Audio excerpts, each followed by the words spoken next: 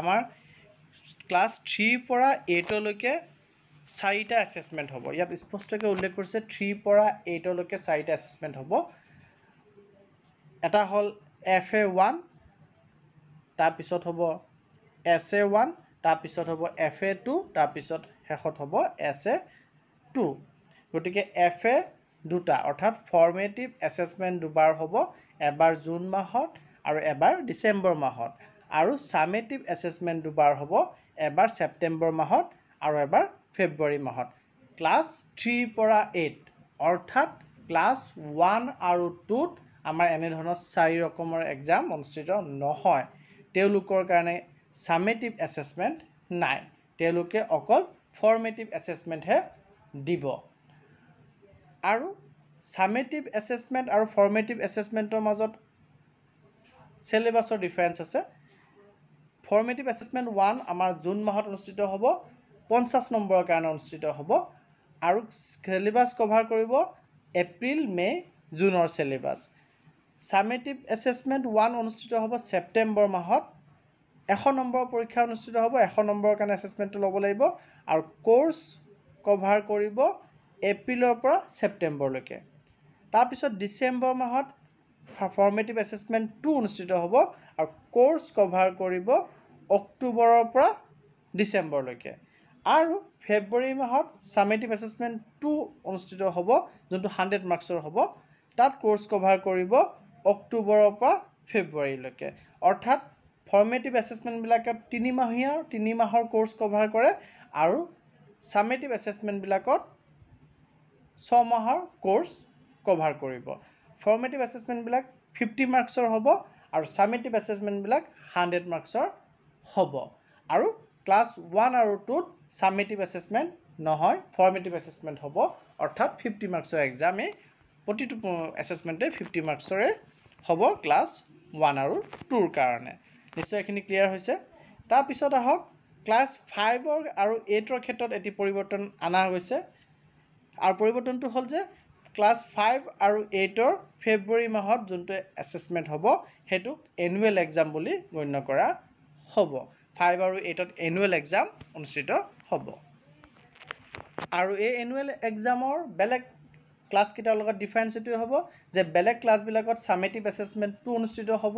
100 মাৰ্কছৰে হ'ব, কিন্তু কোৰ্ছটো কভাৰ কৰিব অক্টোবৰৰ পৰা ফেব্ৰুৱাৰী কোৰ্ছটো। কিন্তু 5 আৰু 8ত এনুৱেল এক্সাম হ'ব, 100 মাৰ্কছৰে হ'ব, কিন্তু কোৰ্ছ কভাৰ কৰিব অক্টোবৰৰ পৰা ফেব্ৰুৱাৰী নহয়, হোল কোৰ্ছটো কভাৰ কৰিব, অৰ্থাৎ এপ্ৰিলৰ পৰা ফেব্ৰুৱাৰীলৈকে সম্পূৰ্ণ কোৰ্ছ কভাৰ কৰিব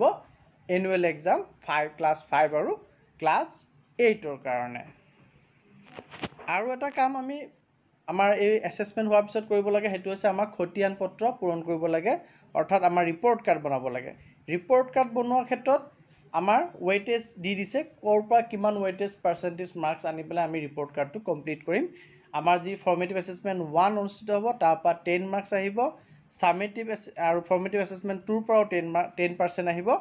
ছামেটিভ এছেছমেণ্ট 1ৰ পৰা 35% আৰু ছামেটিভ এছেছমেণ্ট 2ৰ পৰাও 35%। অৰ্থাৎ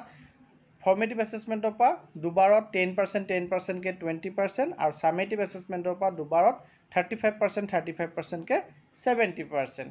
চ' টোটেল হ'ল 90%, আৰু গুণোৎসৱৰ পৰা 10% ৱেইটেজ আমি ল'ব লাগিব। আমাৰ যিটো report card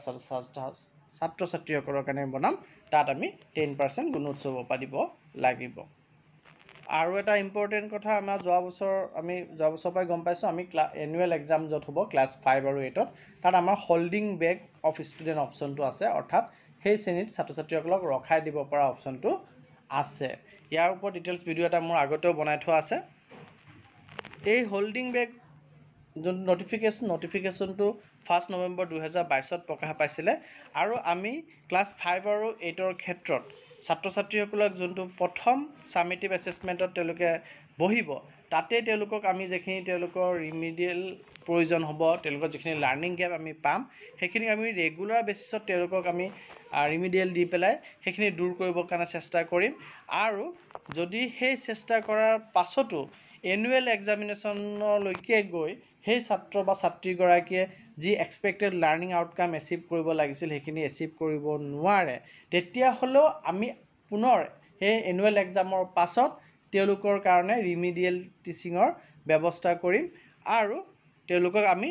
further remedial teaching দি লৈ পেলাই তেওঁলোকৰ লাৰ্ণিং আৰু যিখিনি গেপ আছে সেইখিনি দূৰ কৰিব চেষ্টা কৰিম আৰু তেওঁলোকক পুনৰ এক্সামিনেশ্যনত বহিবলৈ দিয়া হ'ব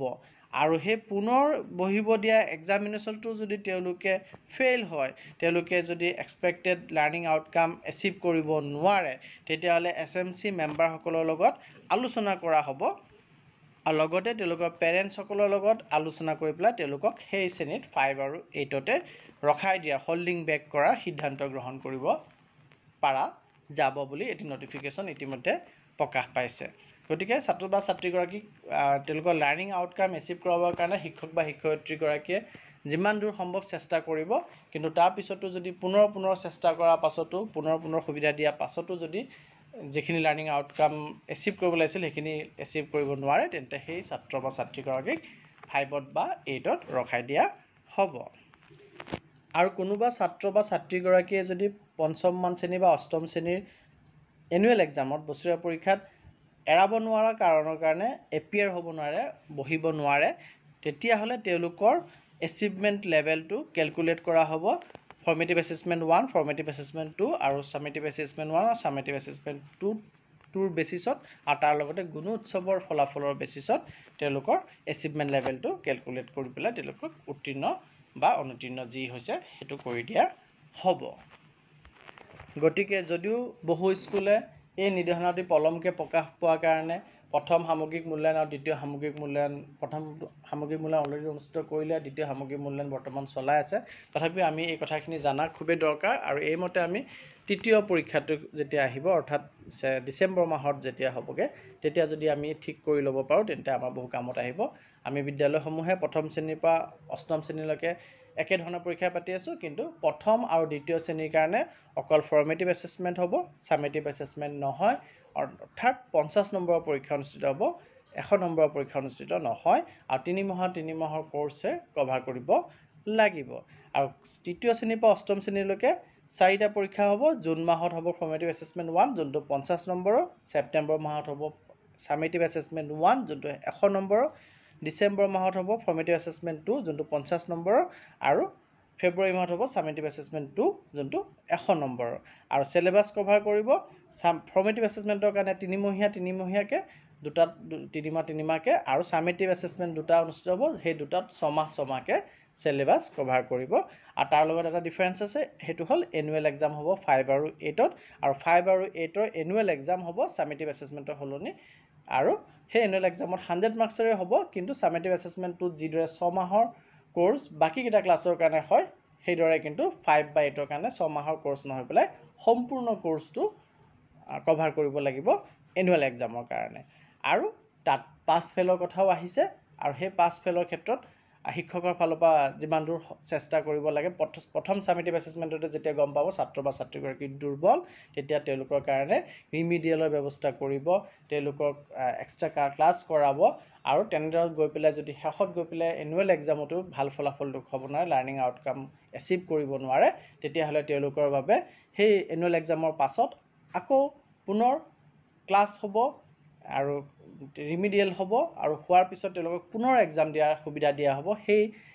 ভাল ফলাফল দেখুৱাব নোৱাৰা ছাত্ৰ বা ছাত্ৰীসকলক আৰু তাৰ পাছতো যদি তেওঁলোকে ভাল ফলাফল দেখুৱাব নোৱাৰে আৰু তেওঁলোকক নেক্সট ক্লাছলৈ উত্তীৰ্ণ কৰাই দিয়াটো সম্ভৱপৰ হৈ নুঠে তেতিয়াহ'লে SMC মেম্বাৰ আৰু পেৰেণ্টছৰ লগত ডিছকাছ কৰি সেই ছাত্ৰ বা ছাত্ৰীগৰাকীক হোল্ড বেক কৰিব পাৰে অৰ্থাৎ সেই শ্ৰেণীতে ৰখাই দিব পাৰে এই কথাখিনি মূল্যায়নৰ ওপৰত খুবেই জৰুৰী কথা আমি সকলোৱে জানা দৰকাৰ গতিকে ভিডিঅ'টো বনালোঁ কাইণ্ডলি শ্বেয়াৰ কৰিব ধন্যবাদ